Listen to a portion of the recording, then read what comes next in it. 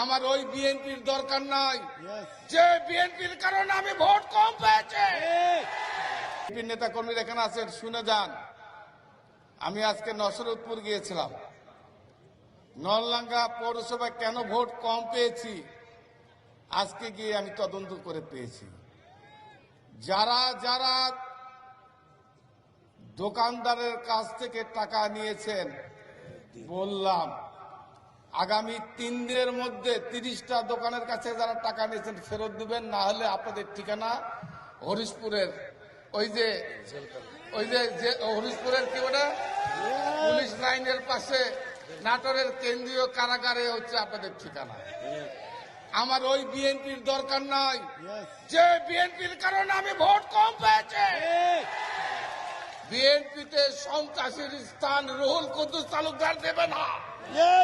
আমি আপোষ করবো না একটা জায়গায়, যাদের কারণে আমি 2 লক্ষ ভোটের ব্যবধানে জয়লাভ করার কথা, যাদের কারণে মাত্র 33,000 ভোটে জয়লাভ করেছি, তাদের বাপ বিএনপিতে হবে না, তাদের স্থান বিএনপিতে হবে না।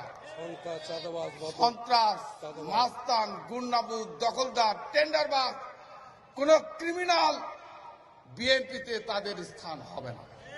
আমি ওয়াদা করেছিলাম, আমি কথা দিলাম আপনাদেরকে সামনে রেখে, এই ইফতারকে সামনে রেখে আমি এই ওয়াদা বাস্তবায়ন করব। প্রিয় ভাইয়ের আমার, আপনারা আমার সঙ্গে আছেন কিনা বলেন? আপনারা আছেন? আর আপনাদের বলে যে ইউনিয়নের নেতারা বিচার সালিশ মাথা থেকে ছেড়ে দেন। মাটি কাটা, পুকুর কাটা, কোনো অন্যায় কাজ করবে না। আমি আছি, আমি কিন্তু আছি, মৃত্যুর আগ পর্যন্ত আছি। আমি আপনার সঙ্গে, আপনারা আমার সাথে আছেন।